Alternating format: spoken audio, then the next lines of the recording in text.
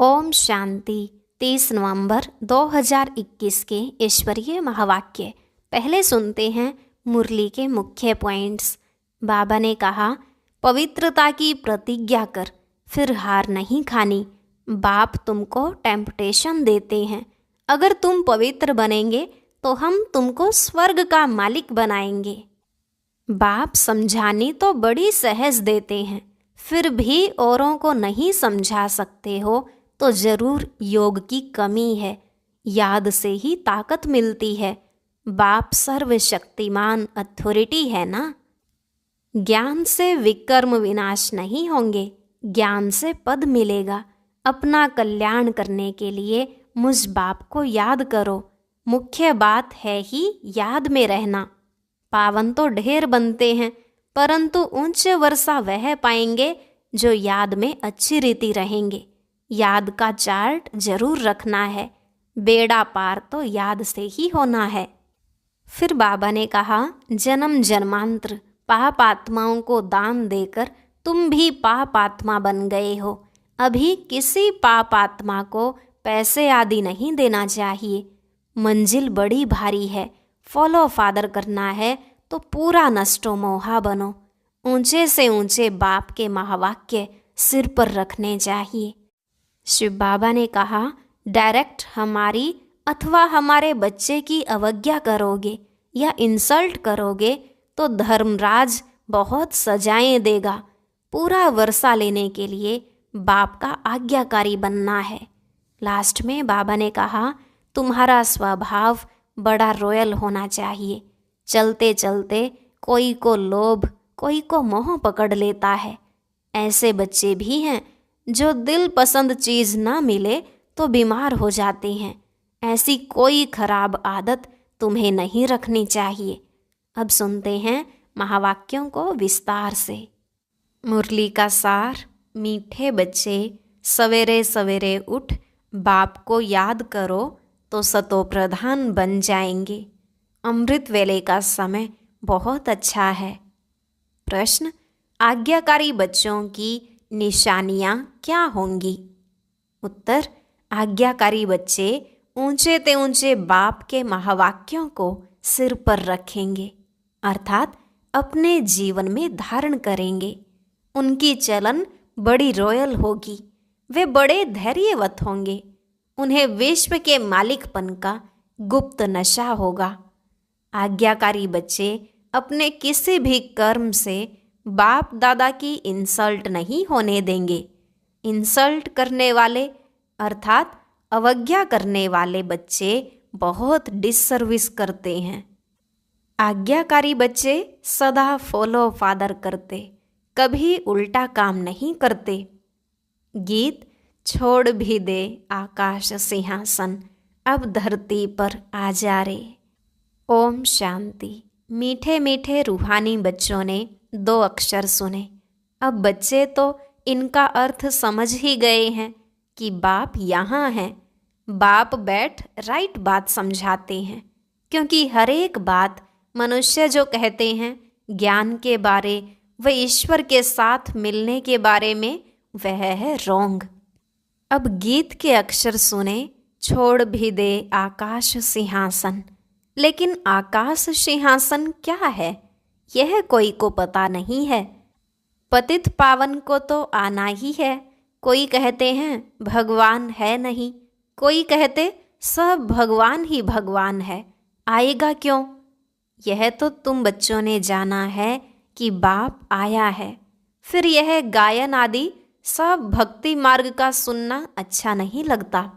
पतित पावन आकर अपना परिचय दे, रचना के आदि मध्य अंत का राज समझाते हैं। बाकी दुनिया में यह बातें कोई समझ नहीं सकते। यहाँ भी कितनी मत के आदमी हैं, कहते हैं मनुष्य पवित्र बने, यह हो नहीं सकता। सो जरूर जब तक भगवान न आए तब तक पवित्र कैसे बन सकते? परमात्मा ही आकर शिक्षा देते हैं और टेम्पटेशन भी देते हैं कि इसमें प्राप्ति कितनी भारी है। तुम जानते हो, बाप कहते हैं मेरा बनकर श्रीमत पर नहीं चलेंगे तो सजा खानी पड़ेगी। जैसे बाप सगीर बच्चों की चलन ठीक नहीं देखते हैं तो चमाट मार देते हैं, यह बाप चमाट तो नहीं मारते, सिर्फ समझाते हैं। प्रतिज्ञा ब्लड से भी लिख कर देते हैं, फिर भी हार जाते हैं।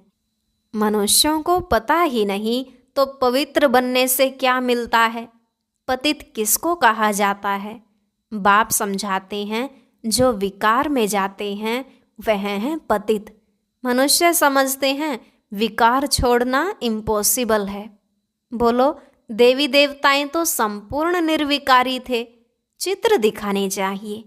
यह निर्विकारी दुनिया थी ना, पवित्रता थी तो भारत कितना साहूकार था, शिवालय था। मनुष्यों को यह फुरना रहता है कि विकार बिगर दुनिया कैसे बढ़ेगी। अरे, गवर्नमेंट तंग हो गई है कि दुनिया बढ़े नहीं, फिर भी हर वर्ष कितने मनुष्य बढ़ते रहते हैं, कम होना तो बहुत मुश्किल है। यहाँ बेहद का बाप कहते हैं, अगर तुम पवित्र बनेंगे तो हम तुमको स्वर्ग का मालिक बनाएंगे। आमदनी बहुत भारी है, बच्चे जानते हैं बरोबर मायाजीत बनने से हम जगत जीत बनेंगे, रावण को जीत राम राज्य पाएंगे। वहाँ यह विकार हो नहीं सकते। उन्हों को तुमने जीत लिया ना। यह बातें कोई मुश्किल समझते हैं, कहते हैं इसके बिगर दुनिया कैसे चलेगी। ऐसी ऐसी जो बातें करें तो समझना चाहिए यह आदि सनातन धर्म का नहीं है। जहाँ भी तुम भाषण करते हो तो बोलो भगवानुवाच। भगवान कहते हैं काम महाशत्रु है, उन पर जीत पहनने से तुम जगत जीत बनेंगे। समझानी बड़ी सीधी है, परंतु फिर भी वह समझते नहीं। यह समझाने वालों में अक्ल नहीं है। बाबा तो समझते हैं बच्चे रुपये में 5 आना भी मुश्किल सीखे हैं, या तो खुद पूरे योगी नहीं बने हैं तो ताकत नहीं मिलती, याद से ही ताकत मिलती है। बाबा सर्वशक्तिमान अथॉरिटी है ना। योग हो तो शक्ति भी मिले। योग तो बहुत बच्चों का बिल्कुल कम है, सच भी कोई लिखते नहीं। याद का चार्ट नोट करें सो भी मुश्किल है। टीचर्स ही चार्ट नहीं रखती तो स्टूडेंट कैसे रखेंगे। बहुत स्टूडेंट योग में बहुत तीखे हैं। मुख्य बात है बाप को याद करना है। योग अक्षर शास्त्रों का है। मनुष्य सुनकर मूंझ जाते हैं, कहते हैं योग सिखाओ। अरे, योग कोई सीखने का थोड़े ही है। सुबह सवेरे सवेरे उठ आप ही याद करना है। इसमें टीचर की क्या दरकार है जो बैठ सिखावे। इसलिए याद अक्षर ठीक है, योग सीखने की बात नहीं। यह आदत नहीं डालनी चाहिए। बाप कहते हैं अपने को आत्मा समझ, बाप को याद करो तो सतो प्रधान बन जाएंगे। अमृत वेले याद करना अच्छा है। भक्ति भी सवेरे उठकर करते हैं, यह भी तो बाप को याद करता है। याद क्यों करते हैं? क्योंकि बाप से वर्षा मिलता है। भल भक्ति मार्ग में शिव को याद करते हैं, परंतु उनको यह मालूम नहीं कि शिव से क्या मिलना है। यह सिर्फ तुम बच्चे ही जानते हो। अब बाप श्रीमत देते हैं कि अपना कल्याण करने के लिए मुझे याद करो। याद से ही शक्ति आती है, शक्ति से विकर्म विनाश होंगे। ज्ञान से विकर्म विनाश नहीं होंगे, ज्ञान से पद मिलेगा। पतित से पावन बनते हैं याद से। बहुत बच्चे इसमें फेलियर हैं। बहुत अच्छे महारथी 5 आना भी मुश्किल याद करते हैं। कोई तो 1 पैसा भी याद नहीं करते। इसमें बड़ी मेहनत है। समझानी तो झट सीख जाते हैं, परंतु बेड़ा पार तब हो जब याद में रहें। तब ही जन्म जन्मांतर के विकर्म विनाश हों, फिर पुण्य आत्मा बन जाएंगे। बाप को बुलाते हैं आकर हमें पतित से पावन बनाओ। पावन तो ढेर बनते हैं, परंतु उच्च वर्षा वह पाएंगे जो याद में अच्छी रीति रहेंगे। तुम्हारे से जो बांधेलियां हैं वह जास्ती याद करती हैं। याद से ही विकर्म विनाश हो सकते हैं। तो जब कोई कहे कि पवित्र रहना इम्पॉसिबल है, तो फिर उनसे बात भी नहीं करनी चाहिए। निर्विकारी भारत था तो सतोप्रधान था, परंतु साहूकारों की बुद्धि में यह ज्ञान बैठना ही मुश्किल है, क्योंकि याद में ही मेहनत है। बाप कहते हैं, ग्रस्त व्यवहार में रहते उनसे भी तोड़ निभाओ। वास्तव में कायदे बहुत कड़े हैं। तुम जन्म जन्मांतर तो पाप आत्माओं को दान देते पाप आत्मा बनते रहे। अभी तुम पाप आत्मा को पैसे दे नहीं सकते, परंतु दादे का वर्षा है तो देना पड़ता है। इसलिए बाप कहते हैं, पहले सब लौकिक के काम उतार, फिर सरेंडर हो जाओ। ऐसा भी कोटों में कोई निकलता है। बड़ी भारी मंजिल है। फॉलो फादर करना है। नष्टो मोहा होना कोई मासी का घर नहीं है, बड़ी मेहनत है। विश्व का मालिक बनना प्राप्ति कितनी भारी है। कल्प कल्प जो विश्व का मालिक बने वही फिर भी बनते हैं। ड्रामा का राज भी थोड़ों की बुद्धि में बैठता है। साहूकार तो मुश्किल उठ सकते हैं, गरीब तो झट कह देते हैं, बाबा यह सब कुछ आपका है। फिर उन्हों को सर्विस भी करनी है। पावन बनने के लिए याद भी चाहिए, नहीं तो बहुत सजा खानी पड़ेगी। सजा खाई तो पद भी कम हो जाएगा। सजा खाते वह हैं जो याद नहीं करते हैं। ज्ञान कितना भी उठाएं, उससे विकर्म विनाश नहीं होंगे। मोजरा खाकर फिर थोड़ा पद पाना वह कोई वर्षा थोड़े ही है। बाप से तो पूरा वर्षा लेने के लिए बाप का आज्ञाकारी बनना चाहिए। ऊंचते ऊंच बाप के महावाक्य सिर पर रखने चाहिए। कृष्ण की आत्मा भी इस समय वर्षा ले रही है। इन लक्ष्मी नारायण के बहुत जन्मों के अंत में हम फिर से उन्हों को पढ़ाकर वर्षा देते हैं। तुम्हारे में भी प्रिंस प्रिंसेस बनने वाले होंगे ना। रॉयल घराने वालों की चलन बहुत धैर्यवत होती है, गुप्त नशा रहता है। बाबा कितना साधारण रहता है, जानते हैं। बाकी थोड़ा समय है। मेरे को तो जाकर विश्व महाराजन बनना है।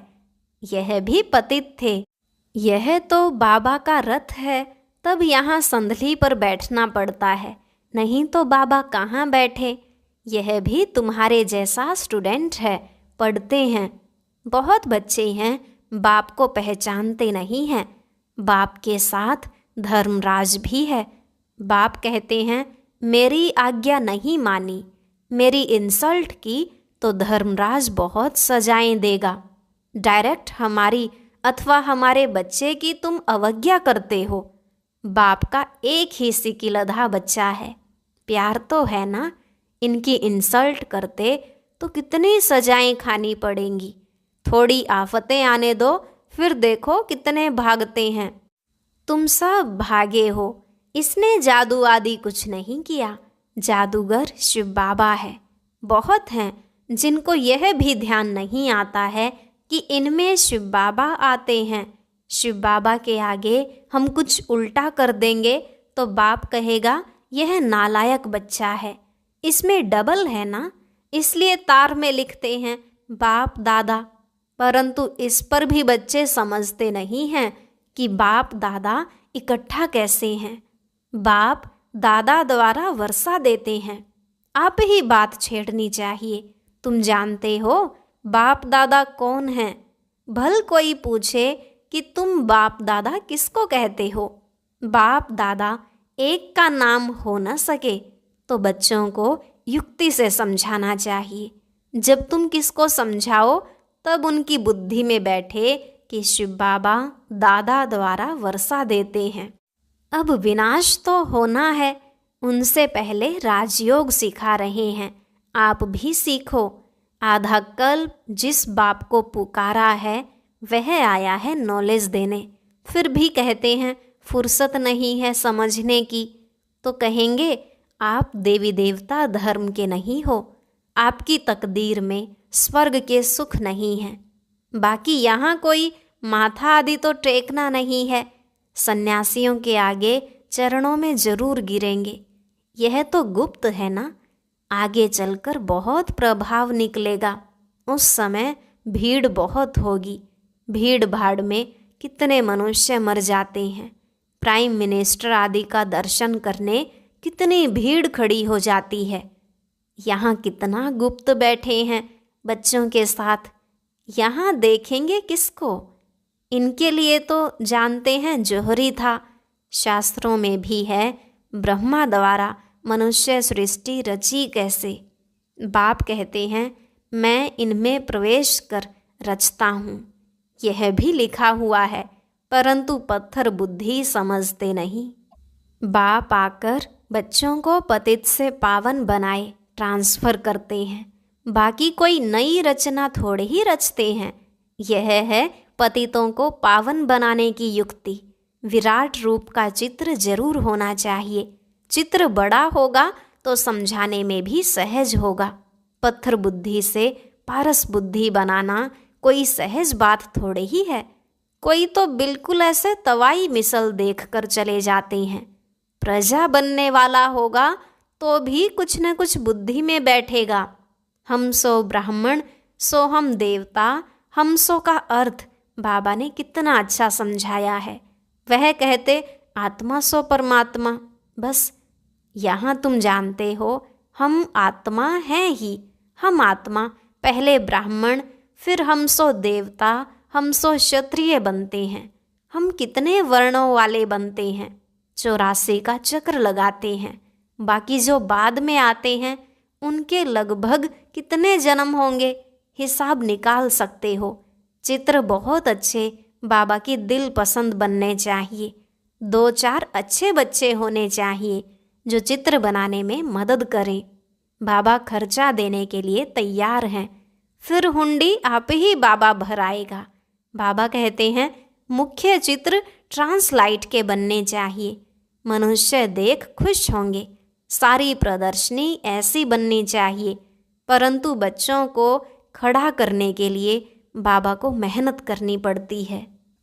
बाप की याद है मुख्य। याद से ही तुम पतित से पावन सृष्टि के मालिक बन जाएंगे। और कोई उपाय नहीं। चलते फिरते बाबा को याद करो। चक्र को याद करना है। तुम्हारा स्वभाव बड़ा रॉयल चाहिए। चलते चलते कोई को लोभ, कोई को मोह पकड़ लेता है। कोई दिलपसंद चीज़ पर हिरे हुए हैं, नहीं मिलेगी तो बीमार हो जाएंगे। इस कारण आदत कोई भी रखनी नहीं चाहिए।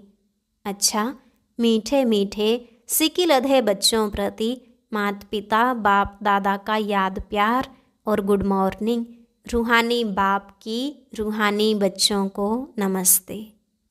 रूहानी बच्चों की रूहानी बाप दादा को नमस्ते नमस्ते, गुड मॉर्निंग, शुक्रिया बाबा, शुक्रिया।